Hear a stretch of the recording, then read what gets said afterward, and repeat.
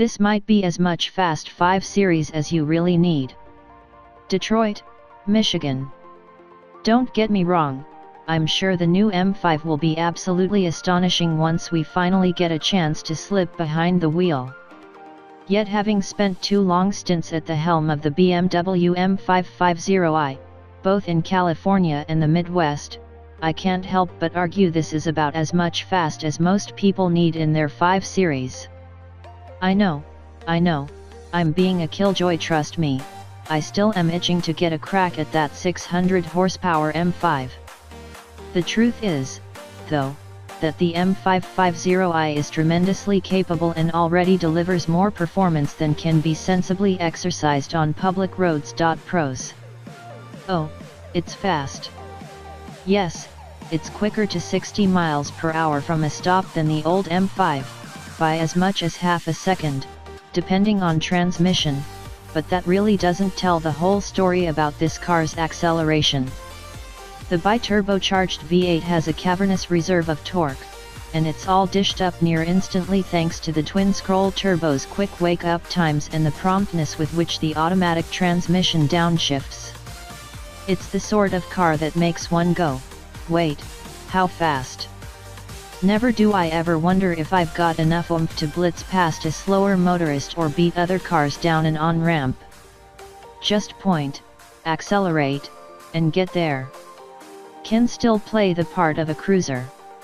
On a long highway journey with American speed limits, rather than Autobahn ones, one may as well settle in and relax.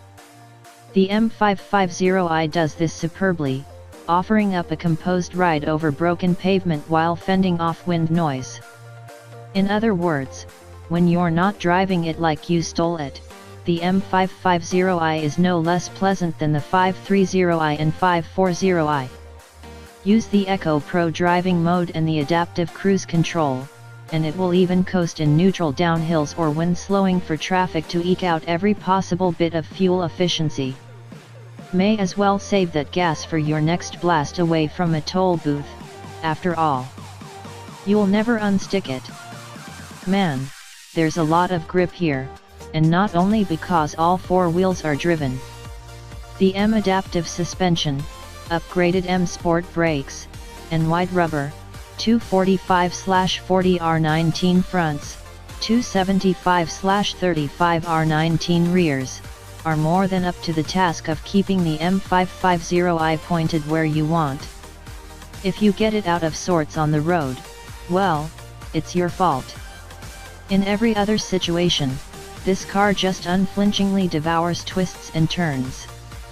Cons. But where's the excitement? Like so many of BMW's recent performance cars, the M550i provides tons of speed but only ounces of excitement. There's a serious sense of disconnection from the brakes, the engine, and the steering gear. It's as if every control has a few too many rubber bushings isolating me from the experience. I struggle to feel really at one with this car, no matter how eagerly I thrash it or which of the many driving modes I select. Don't bother with gesture controls. I have yet to think of a reason why I'd remove my right hand from the steering wheel to change the radio volume or answer a phone call, given that those functions are already at my fingertips on the wheel.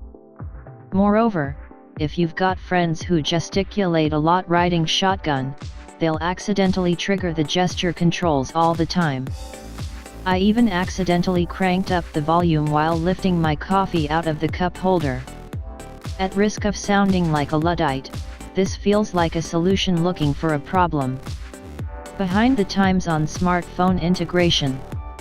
There's no Android Auto support on the infotainment system, and even Apple CarPlay connectivity is a $300 option.